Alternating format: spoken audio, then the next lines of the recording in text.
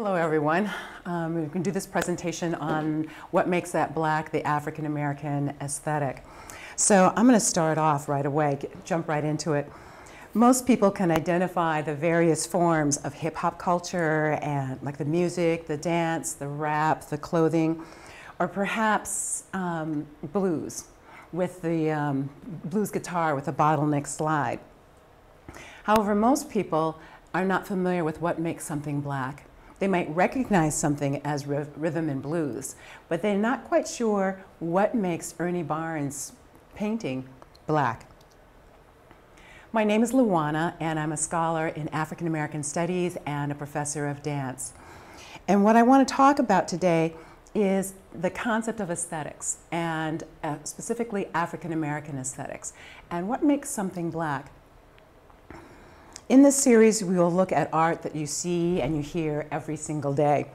Specifically, art heavily influenced by the artistry and the aesthetic intelligence of the African American diaspora and tradition.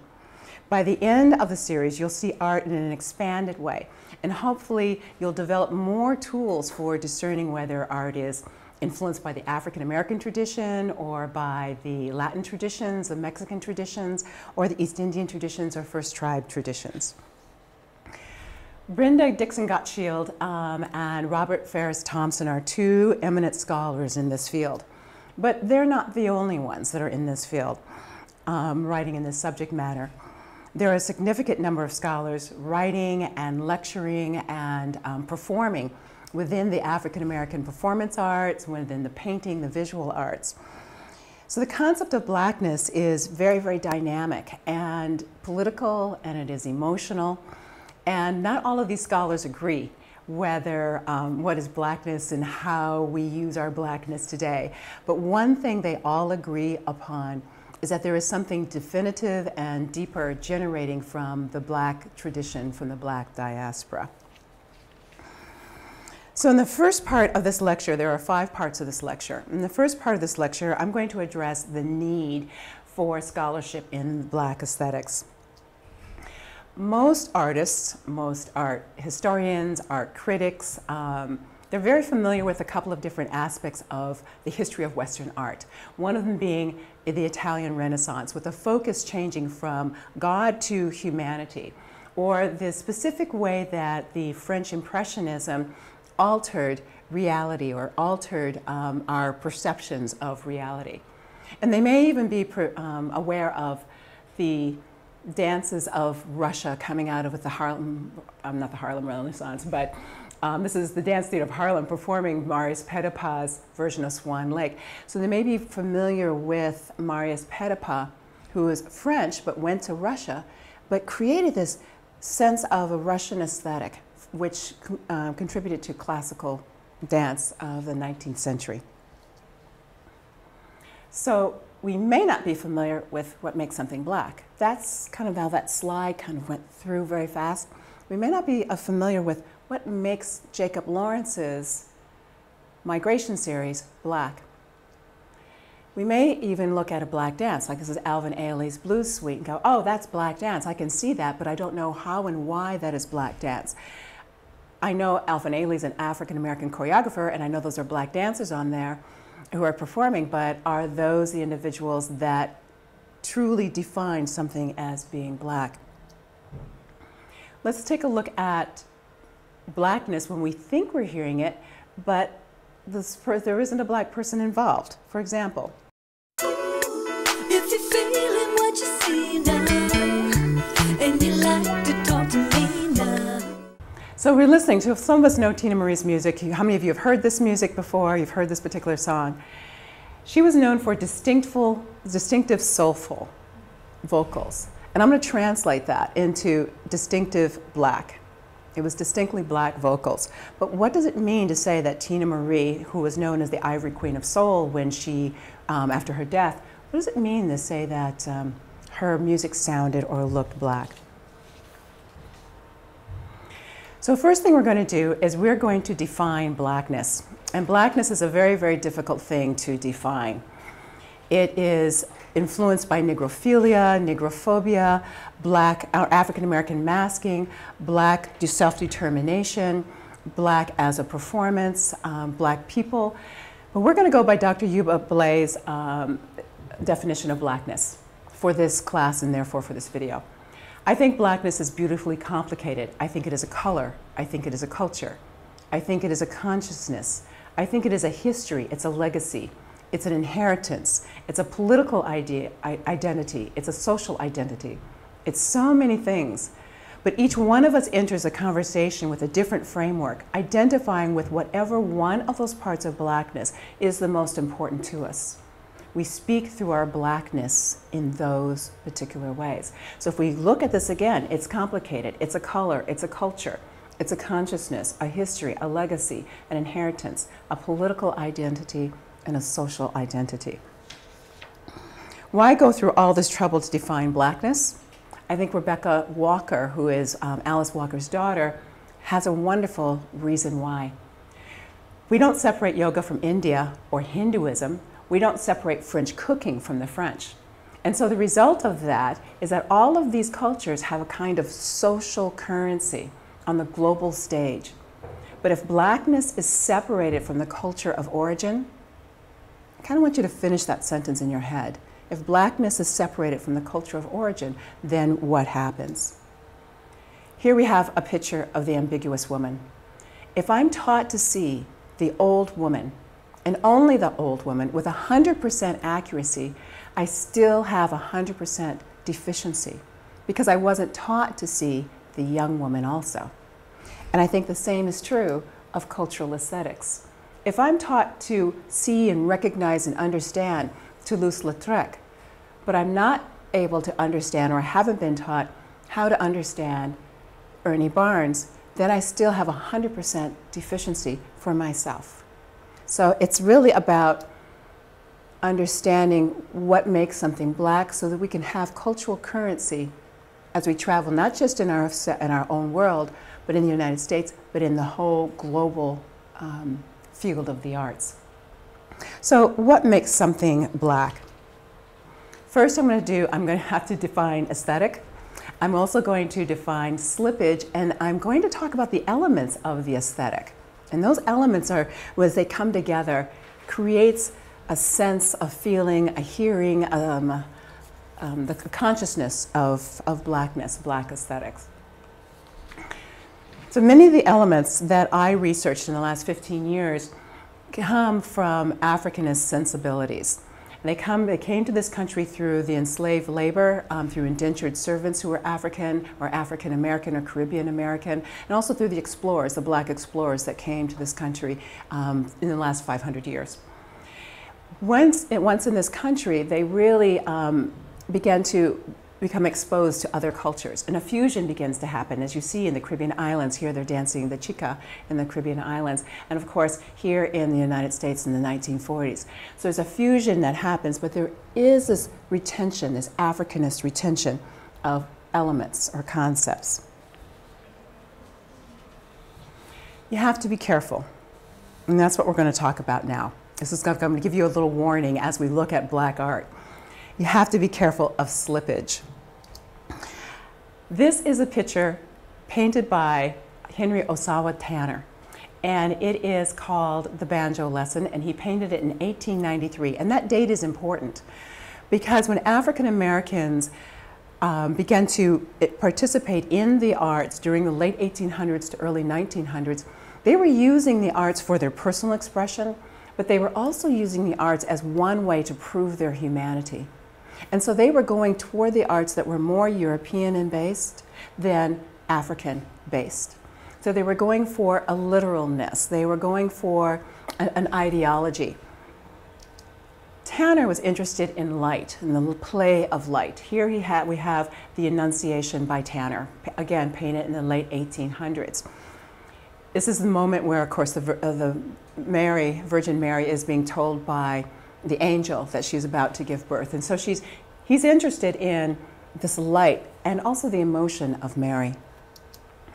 Now we're going to look at another artist, Jacob Lawrence, who's painting in another Black experience, Black content, as in The Banjo Lesson.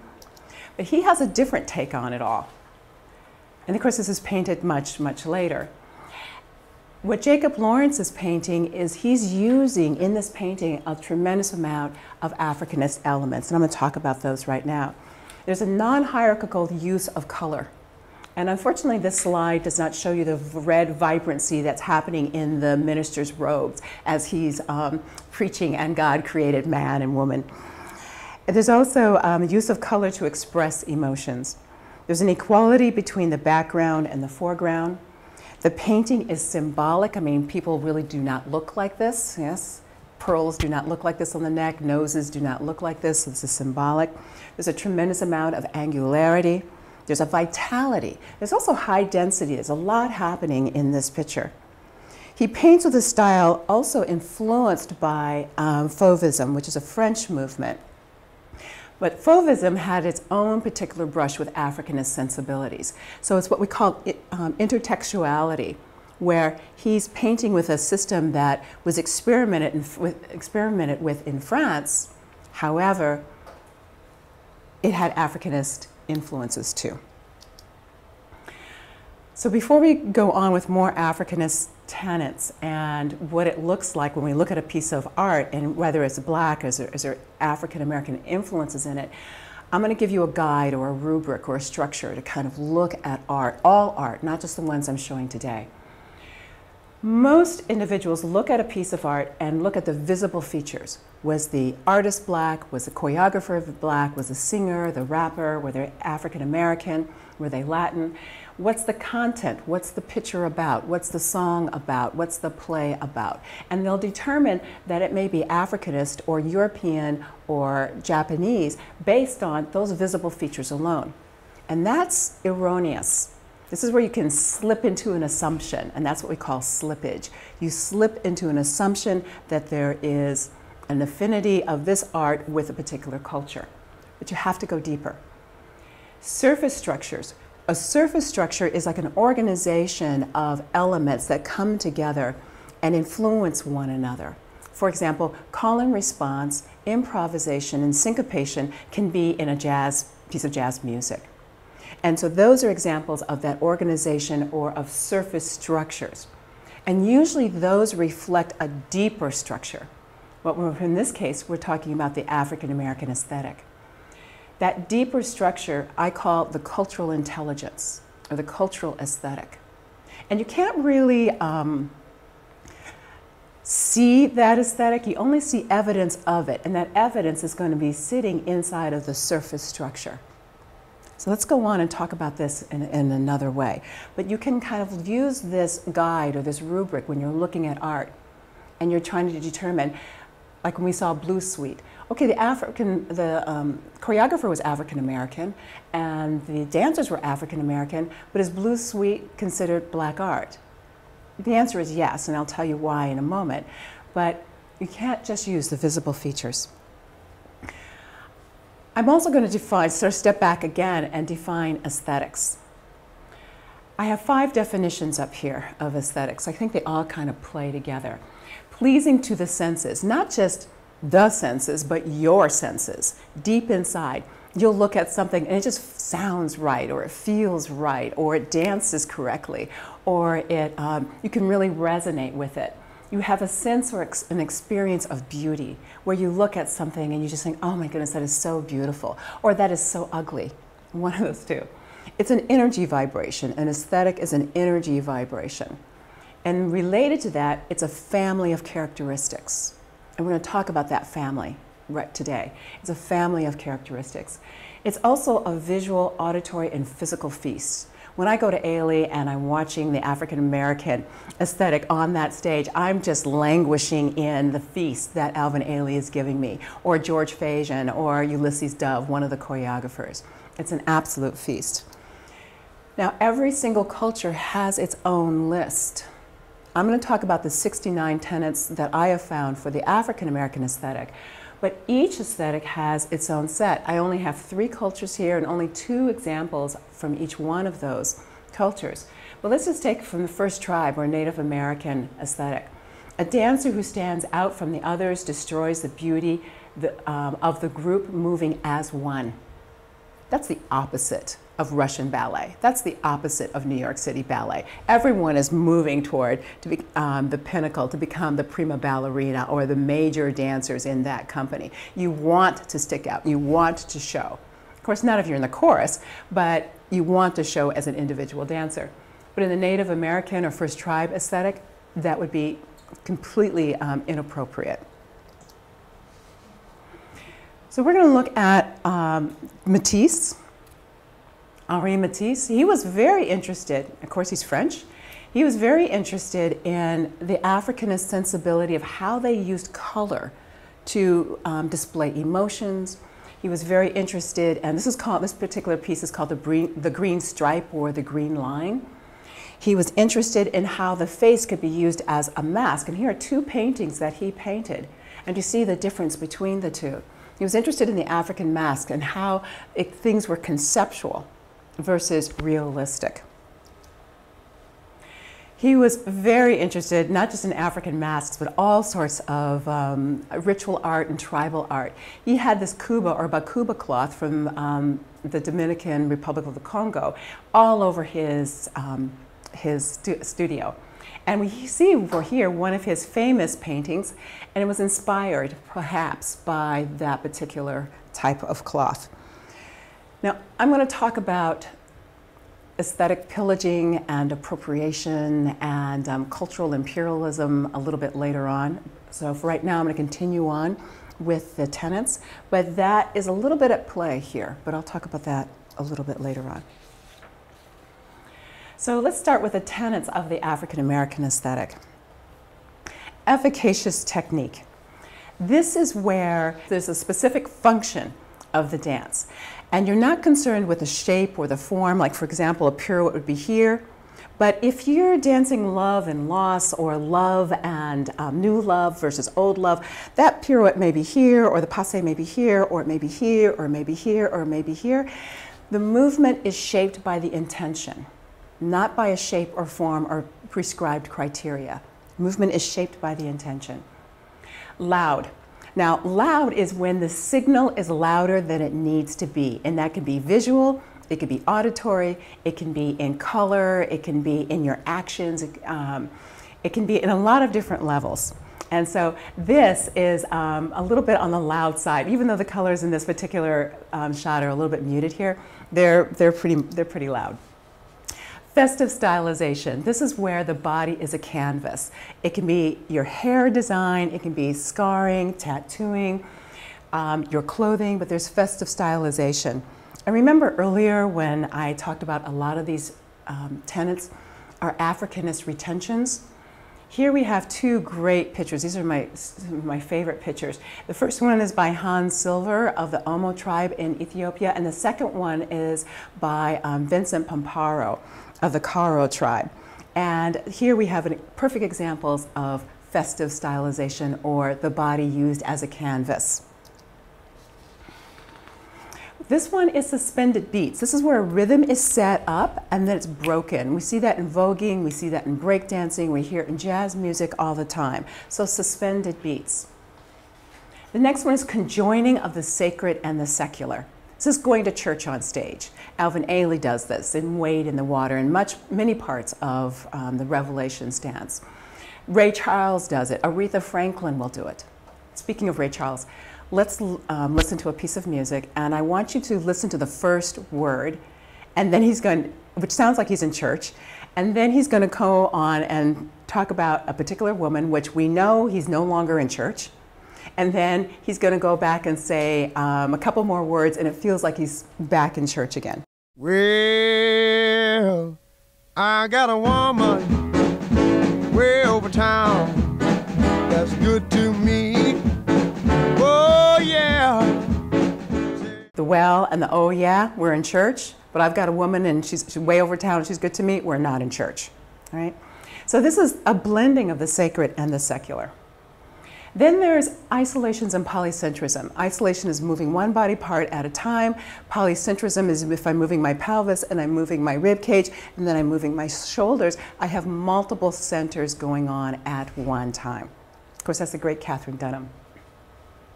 Fusion technique. This is admiration of the black-brown body. These are two different ones. Fusion technique happens in jazz all the time, right? Jazz is a fusion technique. And then there's admiration of the black-brown body as it is, it's a beautiful sensibility, and we use it, the colors and the hues, as part of the aesthetic. Now, there are 69 tenets in all that I found, and I know I talked about that before.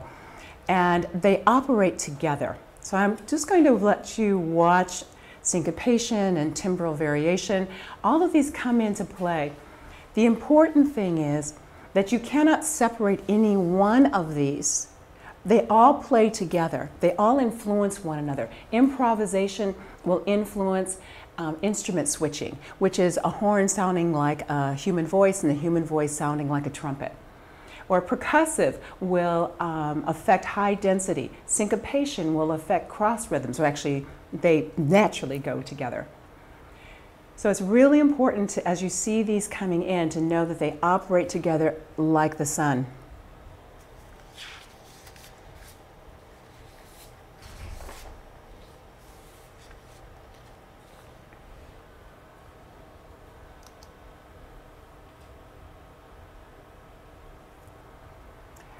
Where do you find, if you want to go and look for more aesthetic tenets? You can go to music, you can go to jazz, John Coltrane, Alice Coltrane. You can go to Jimmy Ace, or Jimmy Scott rather, or Johnny Ace, listening to music. You can look back to slavery. What were the arts that came out of slavery? What were the foods, the dances, the music that came out of slavery? Here we have the ring shout. You can go to interesting places. Well, this is not interesting. This is actually very sad in a way. But you can go to erroneous incarceration that happened during the late 1800s, early 1900s. It was a way for states and specifically the South to gain work back, to gain workers back, free labor. But out of the blues, out of this environment came the blues. It's one of the contributing factors to the blues. So you can listen to people like Son House, who we'll hear a little bit later on today. You can go to the Harlem Renaissance and read and watch, look at the sculptures, or look at the visual arts, or the dancing. You can go to theater, like Joe Turner's Come and Gone. It was created by African-American cast, usually directed by an African-American. Or you can do something like this, go to Timbuktu, or this particular play, which was created by two European Americans. But it was directed and choreographed and costumed by an African American, Joffrey Holder. In fact, this is his art that we're looking at right here, Joffrey Holder, and performed by African Americans, including Eartha Kitt. You can look at and reread some of the great artists, the great literary artists. This is Toni Morrison, but you can go back to Sonia Sanchez and Zora Neale Hurston. You can re-listen to Etta James, Dinah Washington, Nancy Wilson, these great singers, Aretha Franklin, along with Marvin Gaye, as I mentioned before, Jimmy Scott, and Johnny Ace. You can look at the expressive arts, like quilting. These two are quilts. Or to the marching bands, the black marching bands of the historic black colleges. You can find these tenets there. And of course, you can go to dance. That was Ailey. This is Camille Brown, Sauvignon Glover, Michael Jackson. You can look at their work and really see all of these tenets that I'm talking about. Travel, travel, travel. And wherever you travel, I want you to dance the dances. It's one thing to put it in your mind through reading and through watching a culture's genius, but something else to put it in their body. So after doing that, we come back to Jacob Lawrence's migration series, The Shoemaker, and we begin to identify some things that are Africanist in here.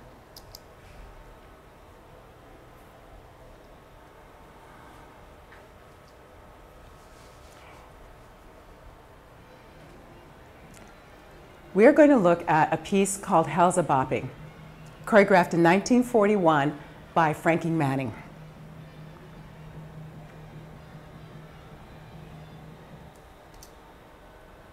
So let's take a look at this.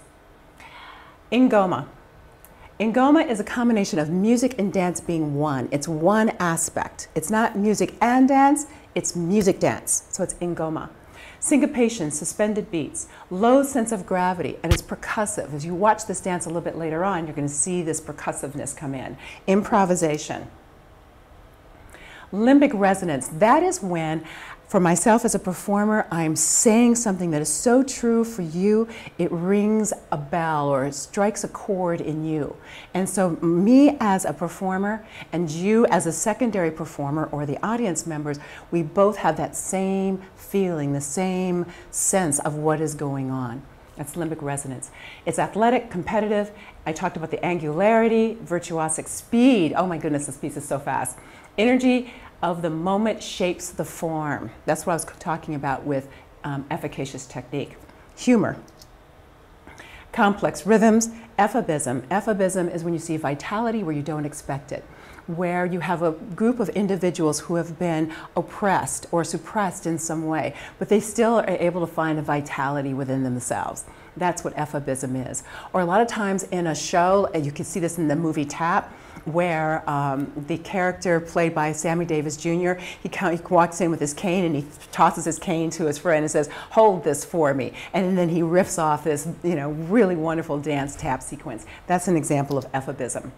So all of these together create the Africanist sensibility in this particular piece. And there are more. Art intelligence, where the art knows you're participating in it and it's going to affect you. Like Bernice Regan of Sweet Honey the Rock talks about, we sing songs to run that energy through us. Here we have individual stylization, where the Temptation Walk, right, or the MC Hammer's movements. You have 5 people doing it, and each one will have their own little style in doing that particular step. Correct entrance and exit, that's really apparent in hip-hop, where we have people stepping in and stepping out at the appropriate time. You don't step in on another dancer. And of course, innovating the tradition, changing what's there, adding something else, which is what Frankie Manning did. So I'm gonna play just a little bit of this, and I want you to watch for some of these things I just mentioned.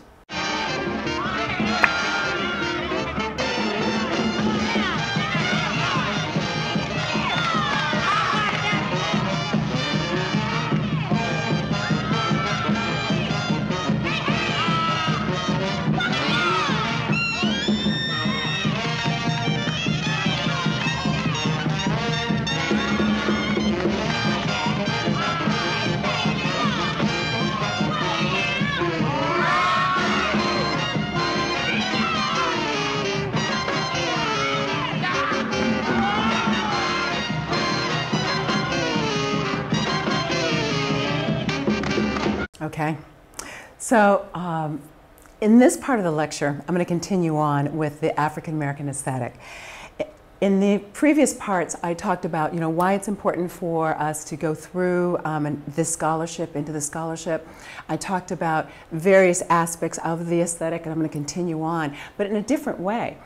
I'm going to talk about the function and the psychology of the African American aesthetic. So let's talk about competitive camaraderie. There are 2 concepts of competition. Well, there are many, many concepts of competition.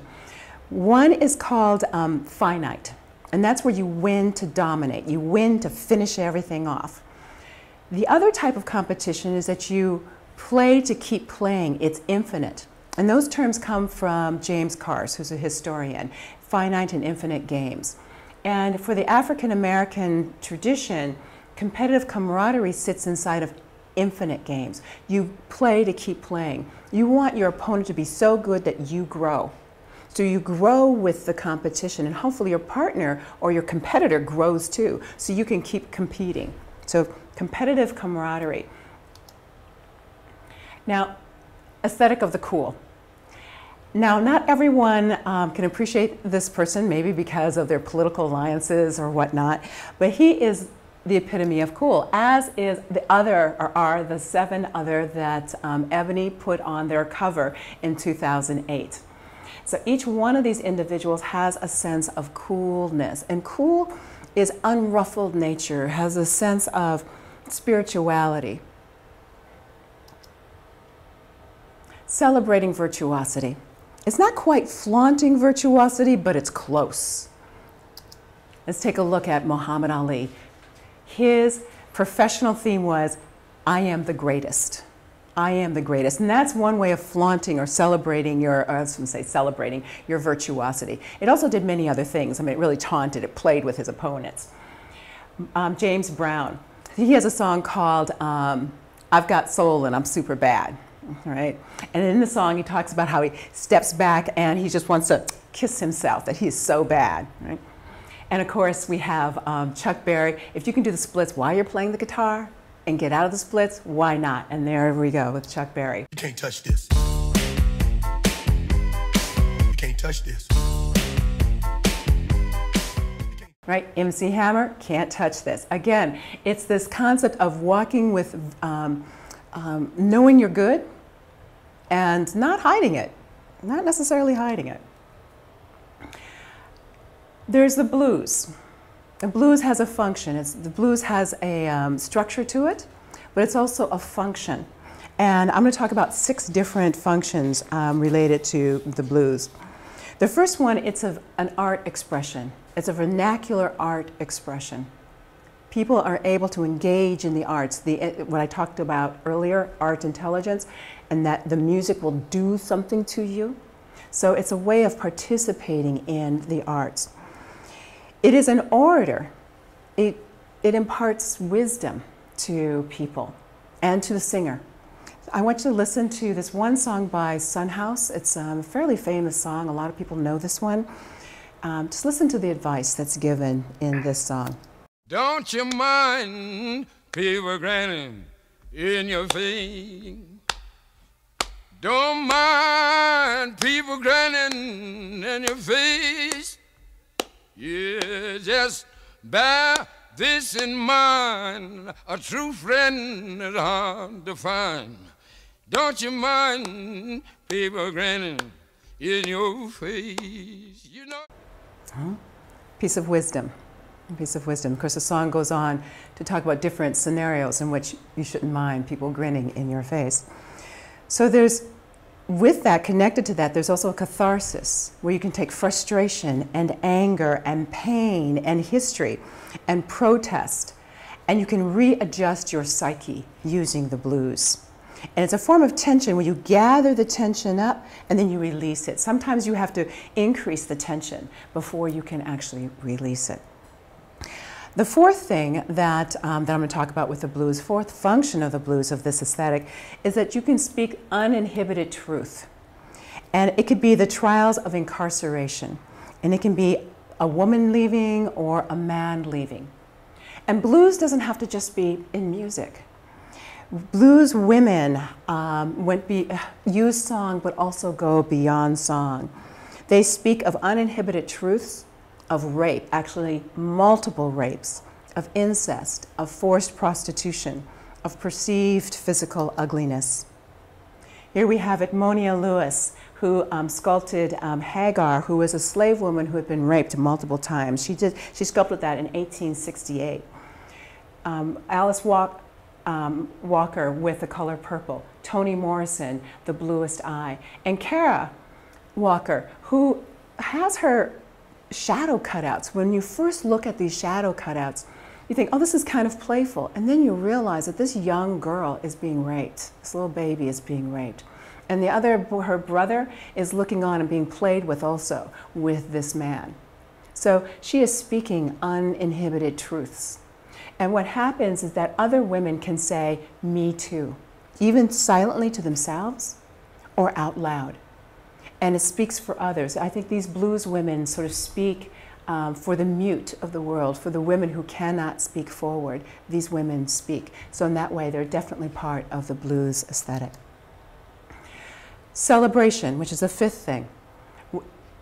Terry McMillan's Waiting to Exhale stimulated thousands and thousands of women all over the world, all over the world. I cannot tell you how many Waiting to Exhale parties I went to. I had one myself because we could identify with one of those women, in this story. So in many ways, Terry McMillan is a blues author who is writing our stories, the ones that we cannot tell. You can also talk about your lover talk about either yourself as a phenomenal lover or your lover and his or her skills. And we're going to hear Alberta Hunter talk for a moment about her handyman. Now, whoever said a good man was hard to find, positively, absolutely sure was blind. Because I just found the best man that ever was, and here's just a few of the things that he does. Ow. He shakes my ashes, greases my griddle, churns my butter, and he strokes my fiddle. Oh, my man is such a handy man.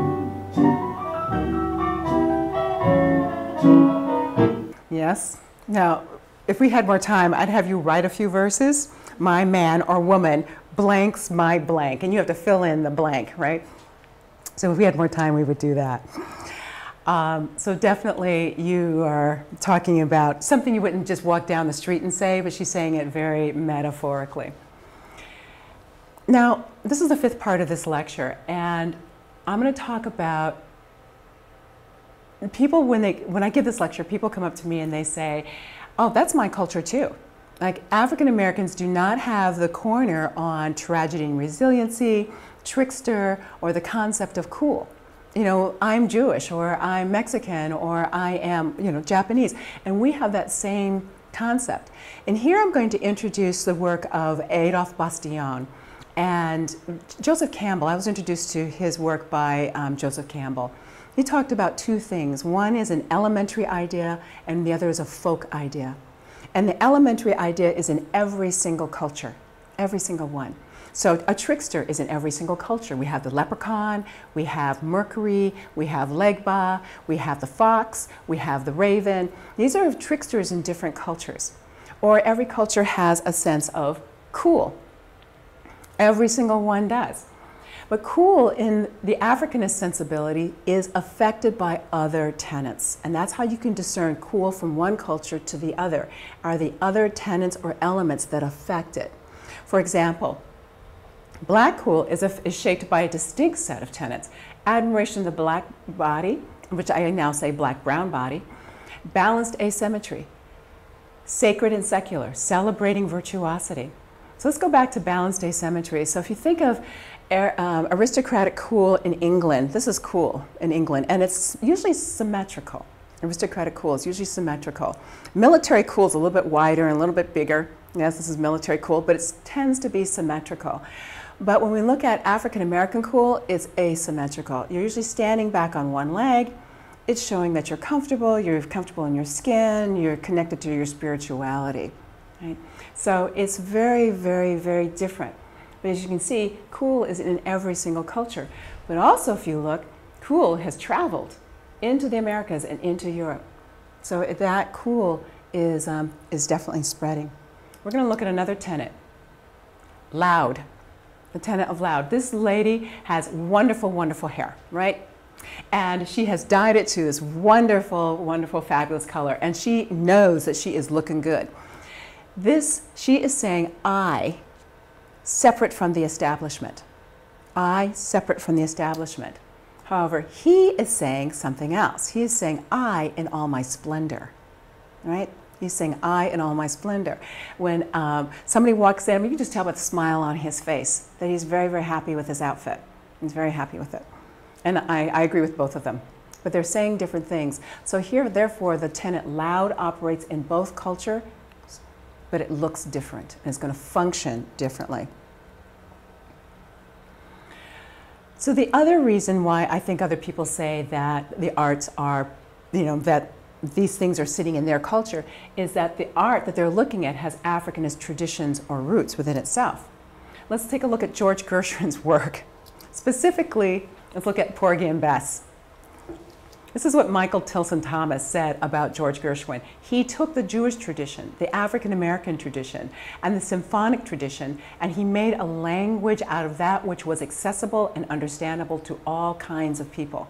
George Gershwin grew up in New York, and he grew up with black folks, and he grew up with those rhythms. And he was very, very interested in incorporating those rhythms into what he knew also. Let's look at Jerry Leiber and Mike Stoller. And of course, we recognize the man in the middle. This is Elvis Presley. Jerry Leiber wrote, "I was brought up in black neighborhoods in South Baltimore, and we really felt like we were very black. We acted black and we spoke black. When I was a kid growing up, where I came from, it was hip to be black. To be white was kind of square. Teenagers especially are very conscious about what is lame and what is hip and what is square, you know. And I grew up right in the middle of a black culture. I knew dead on what it was firsthand." He is a songwriter. Both of them are songwriters, and they have written fabulous songs that you all know. "Stand By Me," "Jailhouse Rock," and another one called "Hound Dog." "Hound Dog" was one of their first, not the first, but one of their first songs that they put on top of, or they had a black singer singing. We know Elvis Presley to sing "Hound Dog," right? We know, most of us know that version. That is not who they wrote "Hound Dog" for. They wrote "Hound Dog" for this woman, Big Mama Thornton. And they heard her voice and wanted to write for her blues sensibility. So they gave her this music, and she added her own sensibility, her own blues sensibility, which matured the song in a way. You ain't nothing but a hound dog, been snooping around my door. You ain't nothing but a hound dog, been snooping around my door. You can wag your tail, but I ain't gonna feed you no more. Very different than Elvis Presley's version. And this is what they originally wrote, right? With the help of Big Mama Thornton as the performer, as the singer. She did what we call creative adjustment. She added in small timing changes and small barking and things like that into the song, which if you hear the whole song, you can hear the barking, and sort of as a joke on, play on the your hound dog. When you do this research, you'll reveal not only an African American aesthetic, but also a black America. You're going to see it.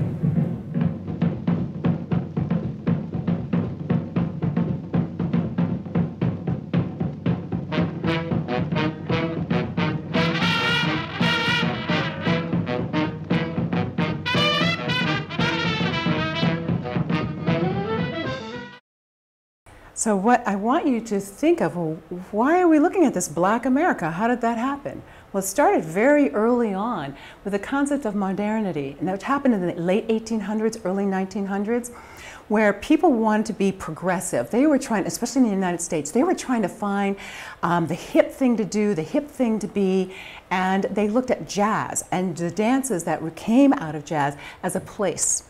It's not just here in the United States. In Germany, they wanted to dance the cakewalk. In Russia, they wanted to dance the cakewalk. In the Netherlands, the foxtrot, and the shimmy in France and in Germany. So all over the world, there was this new sense of what is hip, what is cool, and what is the most current avant-garde thing to participate in. And the African American tradition was one of those things. So we're going to continue to look at the avenues of entry into mainstream America. One was just watching. Folks just watched one another, right? Fusion techniques began to happen. And then there's the imitation of each other, which happens through minstrelsy and blackface, which had its very, very, very harmful and degrading sensibility to it. And at the same time, it had European Americans going into the African American to try to figure out what is the African American, to be able to duplicate it in performance, but unfortunately in a derogatory way, but it was an avenue for folks to approach the African American aesthetic. Another one was just playing, this is Benny Goodwin, just playing with African American performers, great, great, great performers. Then the dances, I talked about this. The cakewalk, which is a dance, a plantation dance, started off as African Americans making fun of their plantation owners not knowing that this was a mockery on them, thought it was a great dance, wanted to dance it themselves. Other dances come through, the Charleston, which was a social dance that was taken to the club, but people wanted to dance the Charleston, and the same thing with the twist. So this is one of the ways that Africanisms become part of America. Another one is when, well, I'll show you.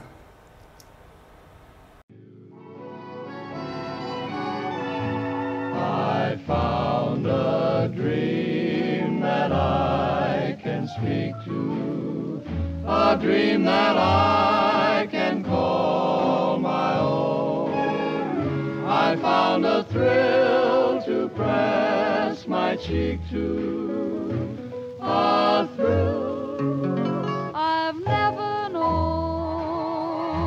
You smile. I found a thrill to press my cheek to, a thrill that I have never known. Oh yeah, you smile, you smile. On the left was the original song. Etta James took it and took it to a whole new place. Right? So it's an African American. She put in, and we'll talk about that a little bit later in this class. She, not in this class, but in the course, she took Africanist sensibilities and layered it into that particular song. So soon, with this kind of scholarship, you'll be able to see African American aesthetics on detour, meaning not directly. Let's take a look at Fred Astaire, the great Fred Astaire. When I first saw this picture, I thought of the Nicholas brothers right away. But you also have to look deeper and look back to his choreographer, Hermes Pan.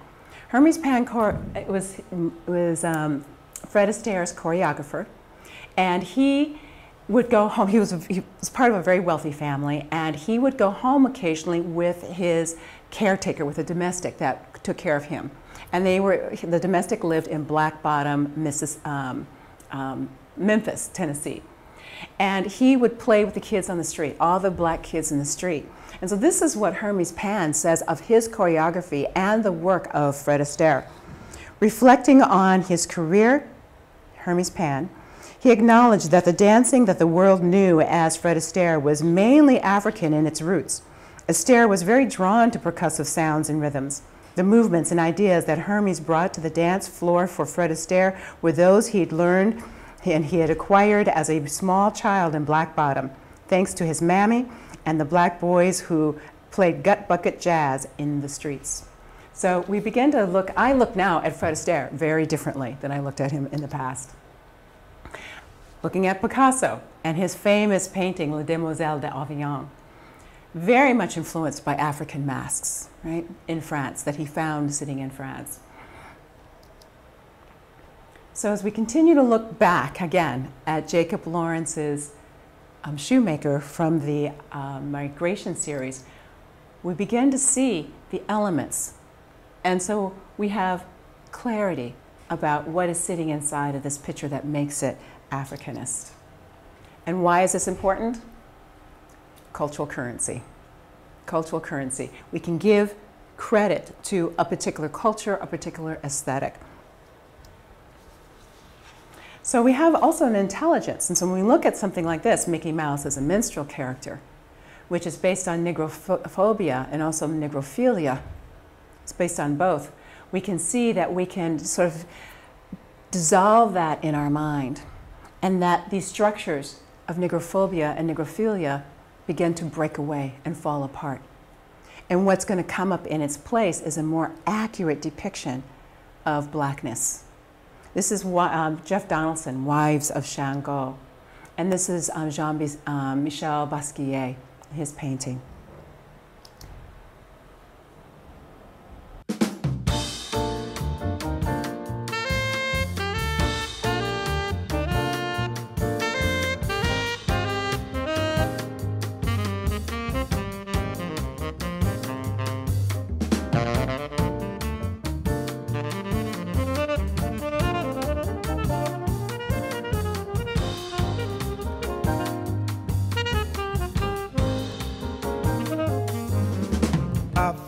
Out on my way to Harlem.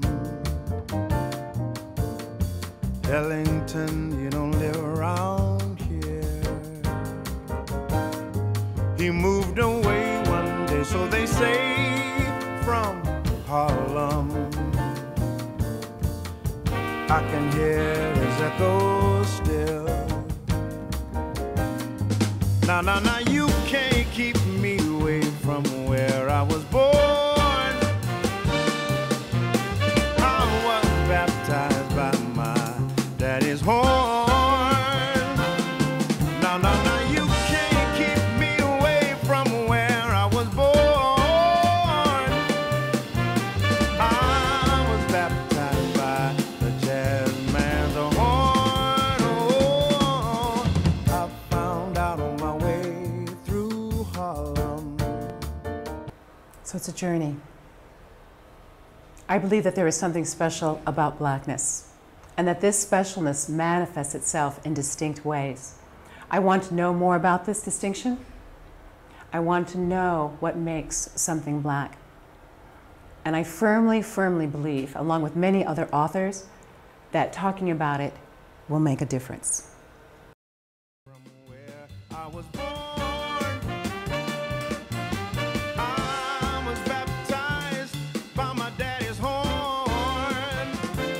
No, you can't keep me away from where I was born. I was baptized to the sound of horn.